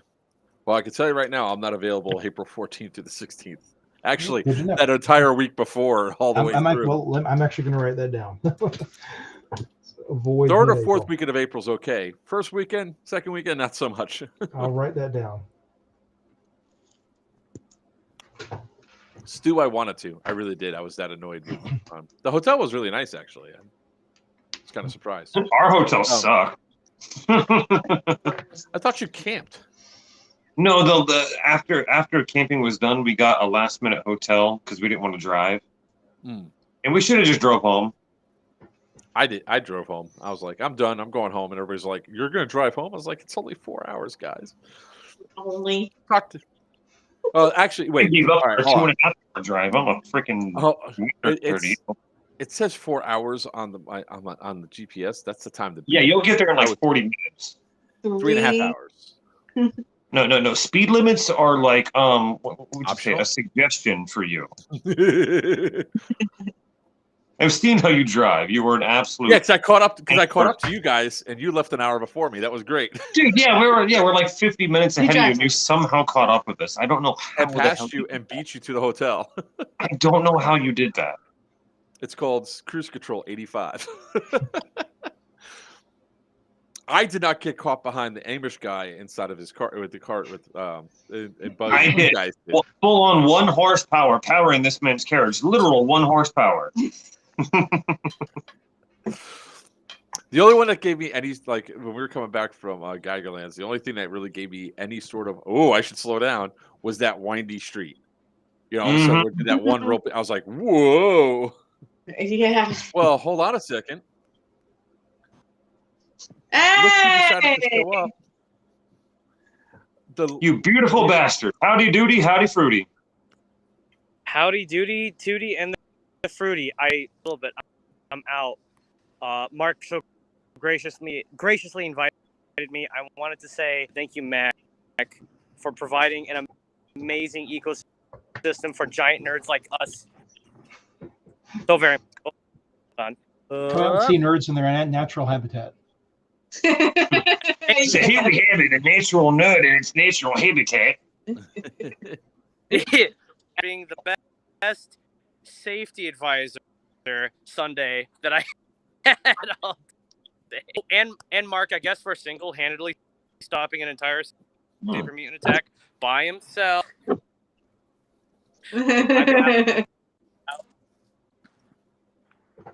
You're welcome. No. You're breaking up a little bit too. But you know, it really was funny coming onto the field and seeing Poseidon to be attacked immediately, and all the dead bodies that were in the wake of the super mutants, and me just come running up behind and be like, going down the line. It was great. It was good times protecting you again. It was funny that each time you sent me out to go do something, you got attacked. Every time. I came back to more attacks have either happened or were resolving. But it was a blast. I enjoyed the interactions. Wiener, who was his first time coming out to one of these events, had an absolute blast, Mac. Did he play the mayor? No, that's Greg Reese, Papa, from Dead End Outfitters. Yes. Wiener was the guy that was walking with me with the other white Hawaiian shirt. Remember we came in the first time? That's Wiener. He had an absolute blast watching all the people, all the interactions. Half the time he didn't know what to do. It's like, should we shoot? I was like, I know if I say yes, I'm going to get in trouble with Toucan, so I'm going to say no. Although he did shoot Greg when Greg was leaving for the day.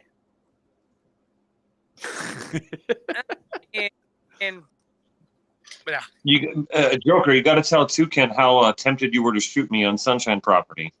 Dude, he was right there.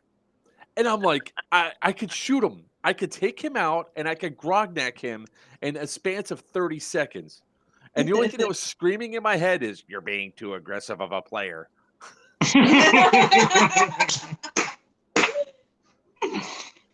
I was like, no. I was like, no. When he's right in front of you, I was trying to tell people to move out of the way because I was like, oh, I could take him out right now. Dude, honestly, man, if you'd have told me you wanted it that bad, I would have set something up so we could have made a spectacle. I'd have role played to death for you, 100%. I was going to burn my jet and everything to take you out. I mean, I was going to. No, you wouldn't even have to waste it. If you'd have just told me beforehand, I want to do this at the gate, I would have done it. Hold on. There's a question for you, Mac. Does Good Doggy work on melee? Yeah, I mean, I don't see that it couldn't. I mean, it's just meant basically that your pet jumps in front of the blow. So yeah, I don't see that it couldn't. That's someone use it as a melee. Yeah, exactly. I don't see any issue with that. Yeah, I know. I don't. When you Paladin, I thought you and the Paladin were gonna have a big fist fight. West Road from Sunshine. That's really funny. He told me no. What? The Paladin I was scared? No, Alex, he's like, I don't want us to fight yet. Because we're both gonna go God mode when we fight eventually. And I'm like, okay. He's like, just go the other way or like provide backup or something. I'm like, all right. But then we got separated and we missed out. I should have just done it. She said, screw you, I'm fighting your ass. Agreed. Where are you at, Christian? Wild, unsupervised. Getting a hooker. That's where I'm at. But He is unsupervised. If I'm really choppy, I'll cut out. Marvelous event. All of you ruled. See you all in April. Mwah, French kiss. Oh yeah, Mac, for sure. It cannot be that second week of April. I will make a note on that. Because Christian's our game. He runs the game. Okay, no, I'll make sure. I'll make sure. At Crescent. I was like, wait, why is there another reason? It's not just me. It's also Nick. There you go. Paul, you're such a nice person. You always make sure everyone has a good time. I try to, man. I mean, that's why I build this stupid suit. That's why I build little props to give away. Like, I'm not in it to win it. I am in it to piss off the NCR, though. 100%. Screw those guys, okay? Outside of the game, cool people, but inside, no, 100% die.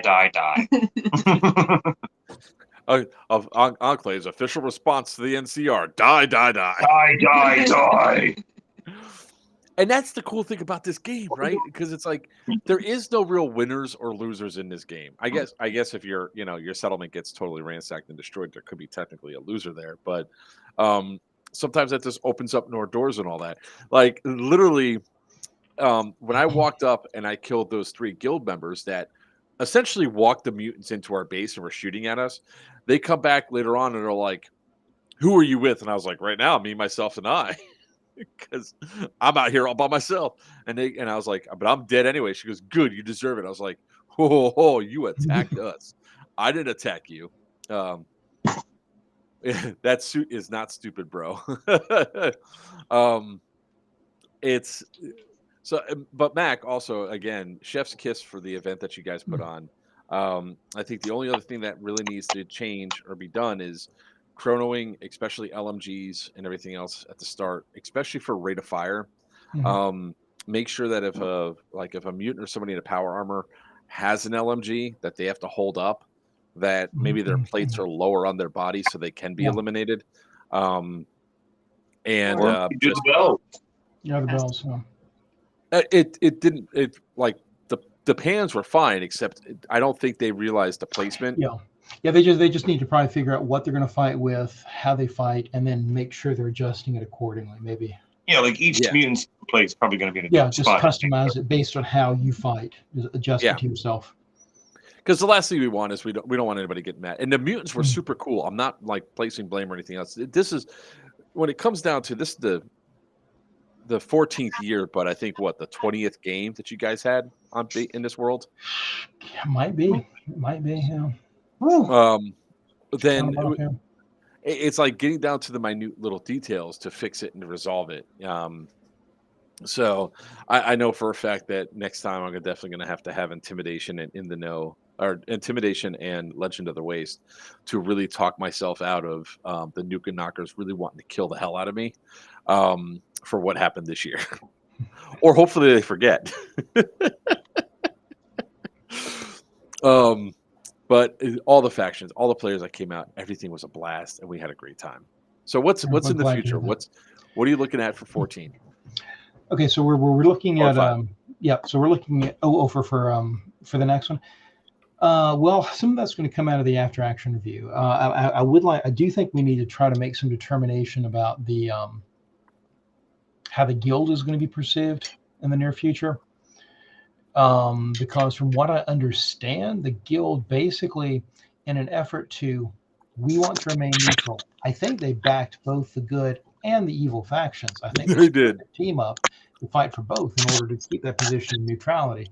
But we might need to figure out, okay, well, does that mean people will respect them as staying neutral in the future, or does that mean that everybody now dislikes the guild? We'll have to do some discussion on that. See how that's going to shape up.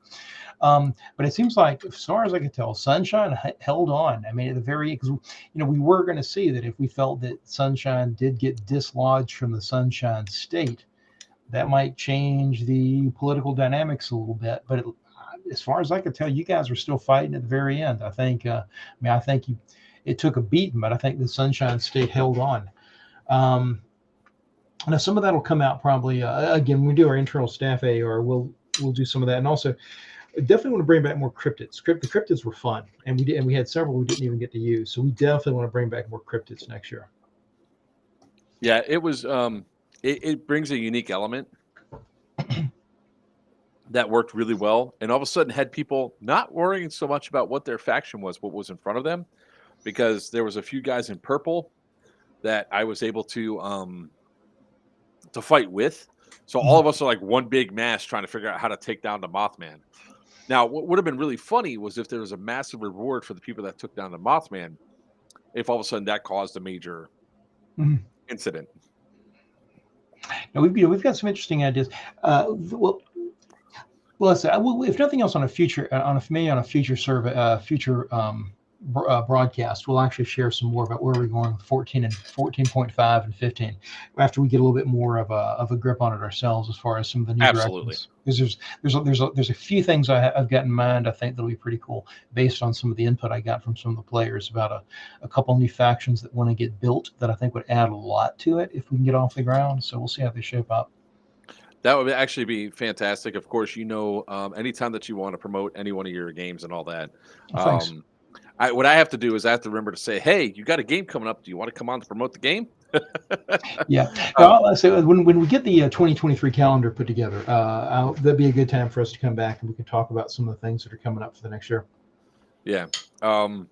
So it really was, like, again, I cannot stress this enough. It was a great event. I had a blast. Almost every single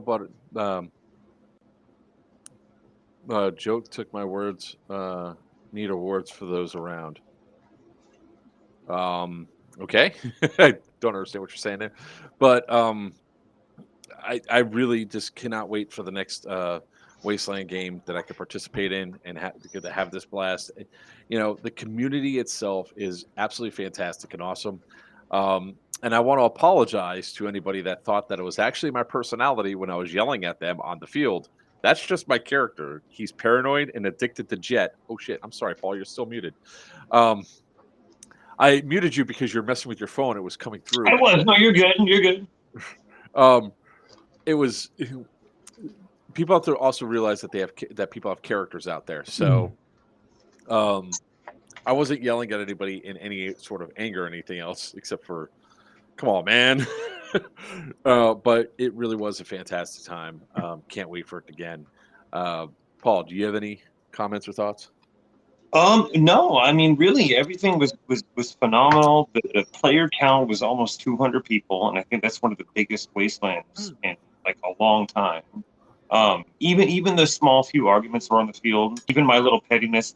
Thank you for editing it out, by the way. Squashed real quick, real quick. And the guy involved we're homies. We're cool. But he even told me to abduct him for role play. He's like, I want you to kill me and slit my throat and like rip my head off or whatever. Just do it. But so I mean, the player attitude was phenomenal. The player base was great. The player amount was great.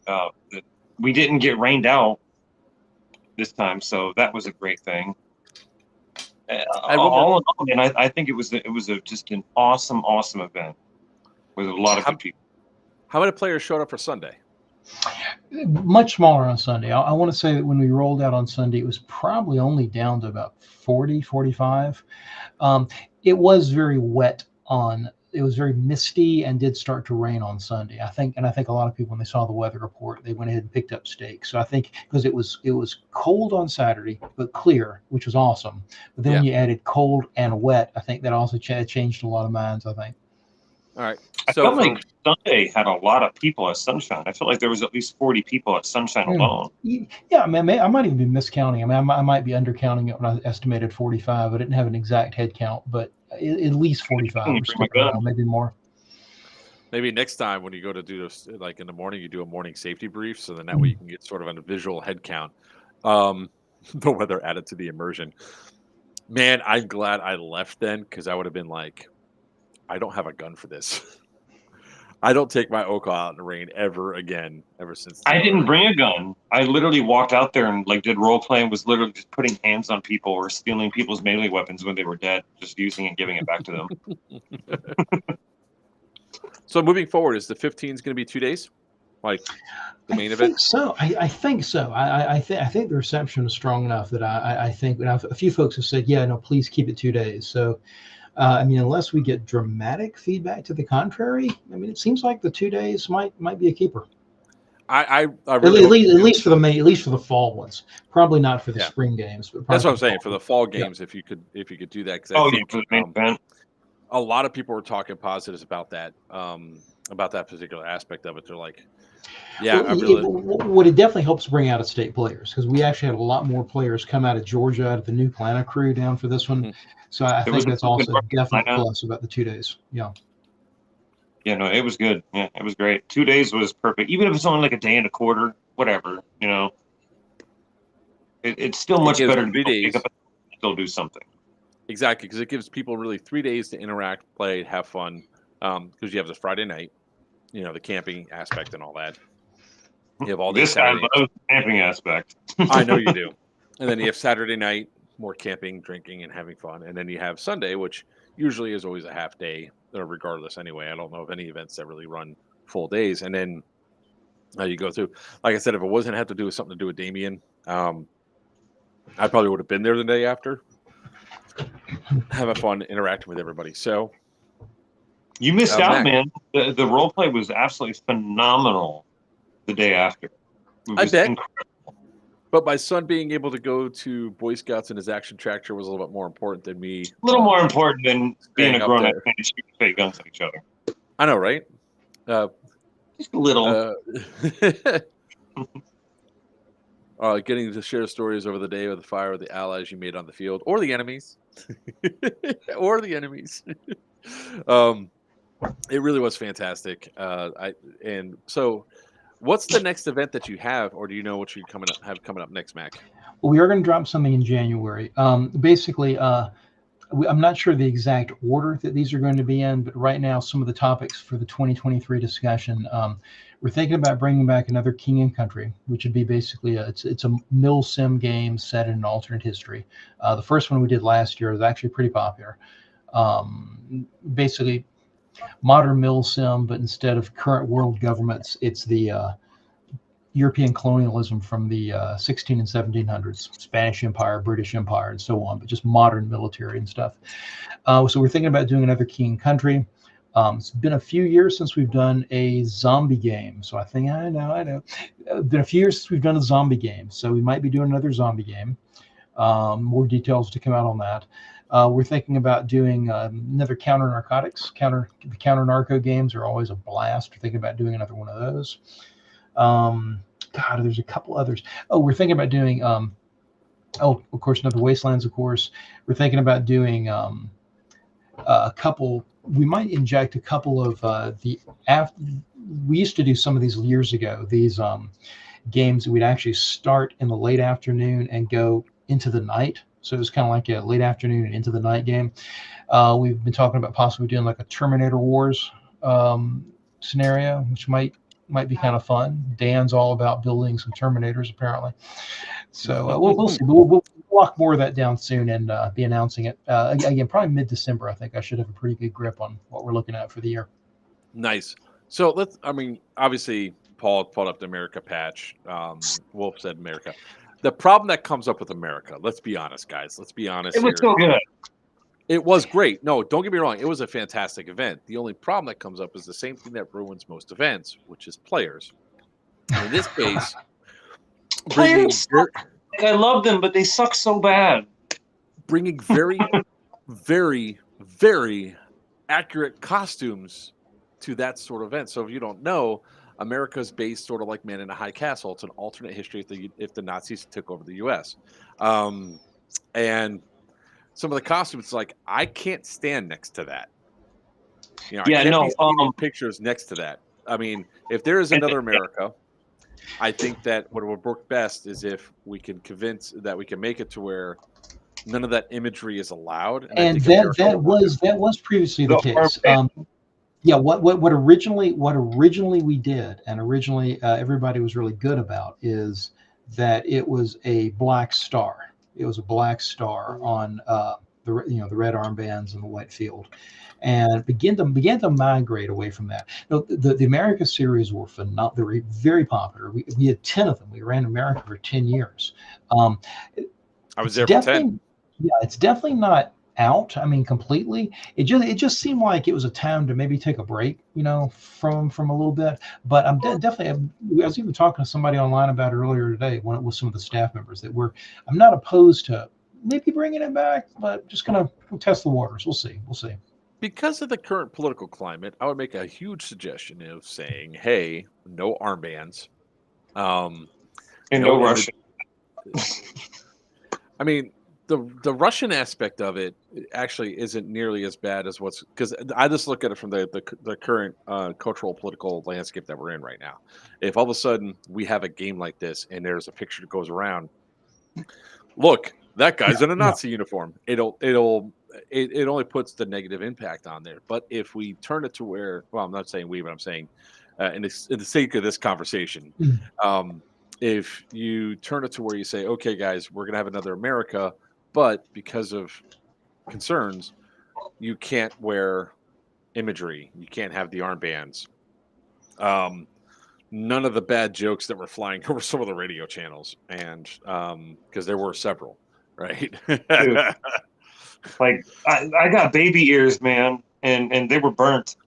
I heard stuff for sure. Yeah, no, I mean, it was a great game, and believe me, I really did love the America series when it was really running good and strong. It just seemed like it was time to maybe take a little put pause on it for a little bit, but totally not off the table for coming back. Just might need a little tweaking before we bring it back on a couple of points.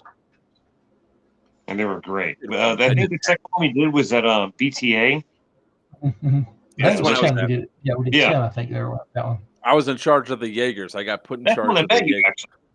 Yeah. And I was yelling at the Jaegers, move forward. I was like, Jaegers, drink your Jaegers and move. I thought you were the Führer. Weren't you the Führer? Or no, I think it might have been somebody else who was the Führer. Yes, that's why I had to stay away from those people. Because the pictures of... I was like, look, I'm in two... They were too good. I'm in two dynamically opposed industries. Board games, which is extremely liberal, and airsoft, let's face it, is very conservative. I walk this fine line between the two, standing next to somebody that has very accurate looking costuming. It's like and then somebody pulls out a camera, and I literally hop stepped away, and the guy looked, he goes, "What's the problem?" I was like, "I can't be in that picture. You guys have fun, I understand, but I can't be there." And he goes, "It's not a swastika." I was like, "It's in the eagle." Yes, there is. He goes, "No, it's not." So when they put the camera away, it literally, he didn't realize that there was a swastika right in the center of the eagle. I was like, "Bro, it's your costume. I'm not knocking it. I just can't be next to it, right?" Yeah, well, you know what? Well, like I said, we'll bring that up in the staff discussions about, as we're coming up with the events for this year, that maybe, is it time to bring it back? If so, how do we clean it up a little bit, and at least clean up some of the areas that need to maybe be cleaned up a little bit, and then see if we can roll with it.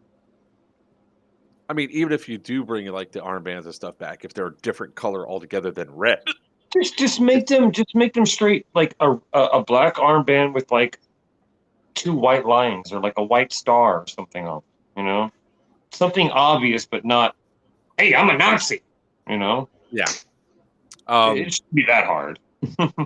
It really was a great game, and especially playing at BTA, you guys put on a fun aspect of it. I beat up the poor civilians. I don't know how many times.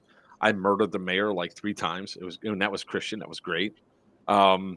Especially when when the gas attack happened, and we saw the Marley was the mechanic, and he had a toolbox, and we found a weapon in his toolbox earlier. I got on the radio. I was like, "It's the civilians. It's the mechanic. Kill the civilian." And the mechanic, they go, "What?" I said, "Kill the mechanic." They go, "Kill all civilians." And before I could respond, somebody goes, "Yes." And then all the civilians were then murdered. Oh, wow. It was like... That's how it happens. That was all being done from the parking lot. I remember I was in the 2-story building yelling at everybody in like my best armor, going, come on, you, come on, let's go, get to the death squad, come on, kill him, come on, kill him now. There was like a lot of fun parts of that game that I love. I went home a horse because of how much I was yelling. And our commanders, what was it? The commanders just weren't. I don't think they had good game theory because I was watching where stuff was going. I was like, we need to send people that way. Now he goes, no, we got to go this. I was like, dude, we're gonna get outflanked. So I just used to make Jaegers, and I moved the Jaegers over, and we were able to bypass some of it. But America series was a really great series, and it was a hell of a lot of fun. Well, we'll take a hard look at it. Maybe we can figure out a way to get it back again. Hopefully we could do it again at BTA because you running events at BTA was a lot of fun. And last time I checked, there's not many events going on at BTA. Yeah. I've heard there's been I was talking to Jonathan, and there's some. I need to do some investigating. I think there might be some opportunities there. Yeah, because that's a good drive. I mean, it's worth it because the field is awesome. The field's great. It is, but that's literally on the other side of the state. Oh no, anything but a couple-hour drive. Oh. I don't feel anything over. 100%. I'm going. 100%. They ain't gonna stop me. I mean, I guess that's what. Well, America series. That was you guys actually came up with that idea before even. Oh yeah. Before Manhattan, yeah. 10 years ago, yeah. Red Dot's a good option too. Like I said, there's ways to do it that you could just. If you just take away the imagery, it doesn't matter, right? If you just take away the strong imagery, you can still have some of the costuming. Oh hell! In our again, actually, just earlier this afternoon, we were kicking some ideas around with some of the staffers. One of our fellows even threw out the idea of something based on Gilead, basically Handmaiden's Tale with Gilead and the resistance against Gilead and running railroad out up into Canada as far as like a scenario. And I said, that's an interesting idea. It's interesting because right now in Florida, hold on.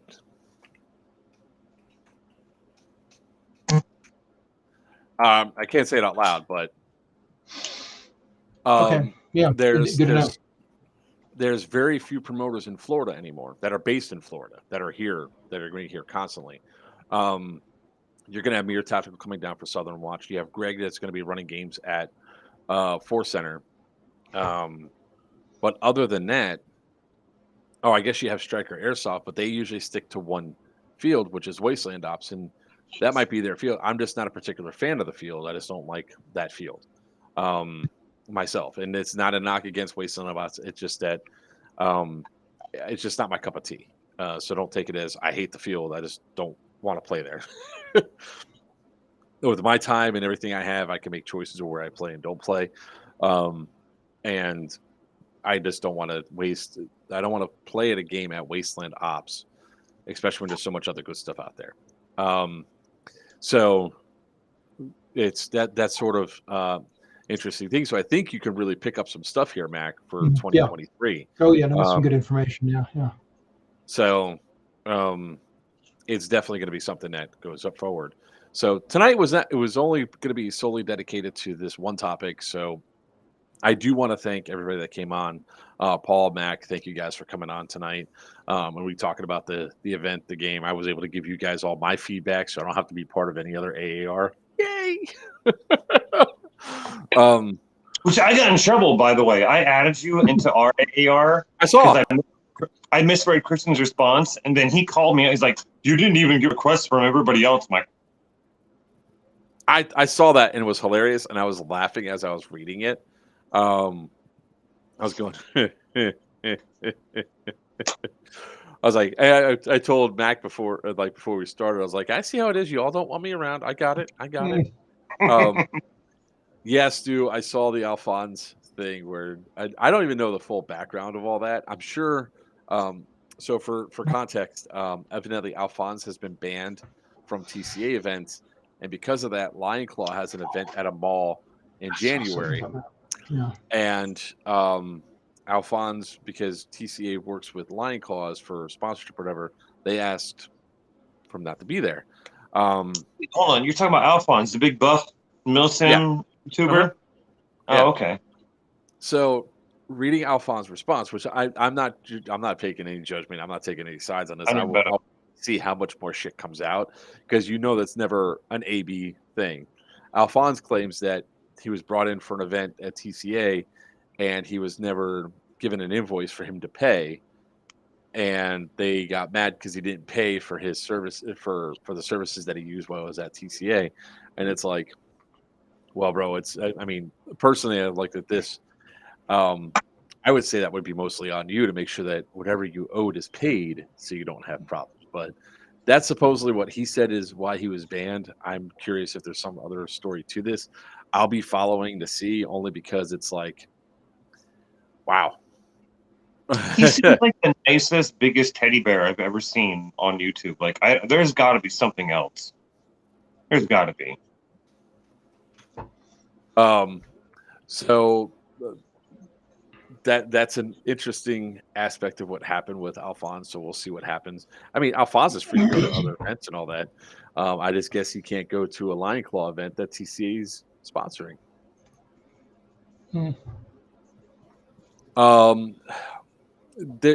Again, and I'm going to say it this way, Stu. I don't know what he said or does. I'm just waiting for all the stuff to come out, because I'm sure it's going to start pouring out. We're going to have all sorts of interesting things to read and follow. So airsoft drama at its finest. At its finest. If you guys are the first time you guys have come to this channel, we've seen a lot of new names and all that. The one way that you can help support us to continue our operations here and everything else to bring you guys great content is to go ahead and smash that follow button or that subscribe button, and then hit the notification bell to be notified whenever we put up new content. We put up shorts every single day of the week. We put up montage videos once a week, and we also stream twice a week, Tuesdays from 7 to 10 typically, but tonight it's going to be to 9, and then on Thursdays from 8 to 10, and we talk all things airsoft. You could also follow us on TikTok, Instagram, Facebook at Players Wanted. We also want to thank Mac for coming on and hosting an awesome game up there. We want to thank Wayne's World of Paintball and Warzone, Jonathan Rollins, for allowing us to have an awesome event at that location. Look forward to many more. Obviously, check out mygameproduction.com or follow them on is it MGP on Facebook? Let's see. Mind Game Productions is the main page, and then I've got some sub pages for some of the different ongoing events. But Mind Game Productions is the main one. So go ahead and follow along. Check out a lot of the great events. Mac puts on very story-driven and unique games that you don't really see anywhere else. So even his milsims are not your traditional milsim, which is kind of good. Reality. Keep an eye out for some of the cool stuff that Paul's coming out with, all that stuff. Obviously, evidently, I got to clear my. Evidently, Mac's going to add more shit to my schedule this year. Thanks, Mac. Everybody say thanks together. Thanks, Mac. But we're really looking forward to having doing a lot of cool and awesome events. Also, as a reminder, if you guys are coming up to the prison, April 14th through the 16th is Syndicate 3. We just made a big announcement last night. JTF missions are now available. We will have the JTF guys up there doing missions, and you guys will get access to the power plant for a mission. It's a building you guys have never been in before. It's going to be pretty awesome. Trust me, you want in there.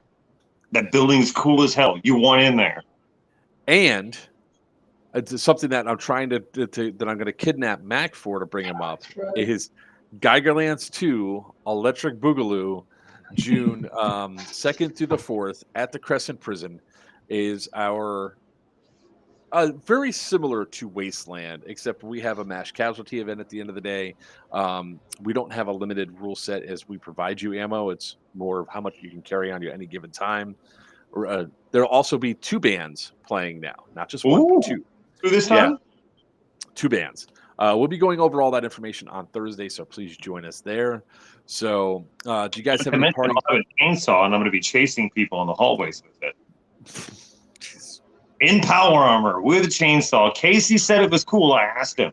I asked the owner. He said he loves it. Of course he does. He doesn't have to deal with the people. All right.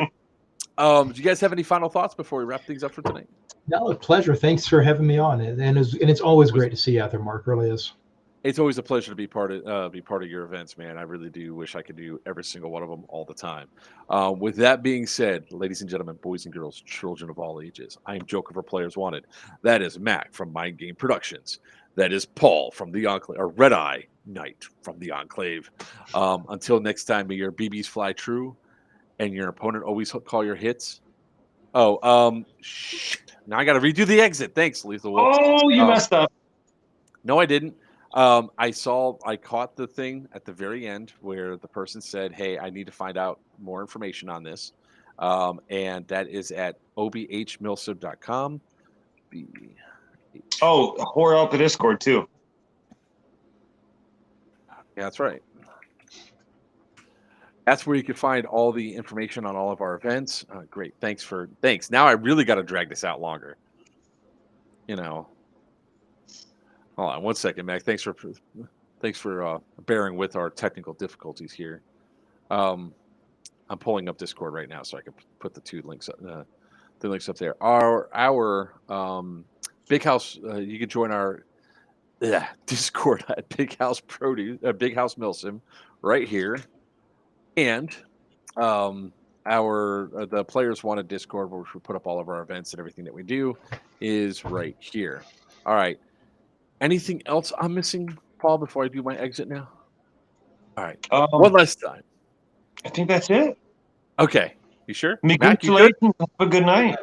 All right. I'm Joker for Players Wanted. With me is Mac from Mind Game Productions. Red-Eyed Knight from the Enclave. Until next time, may your BBs fly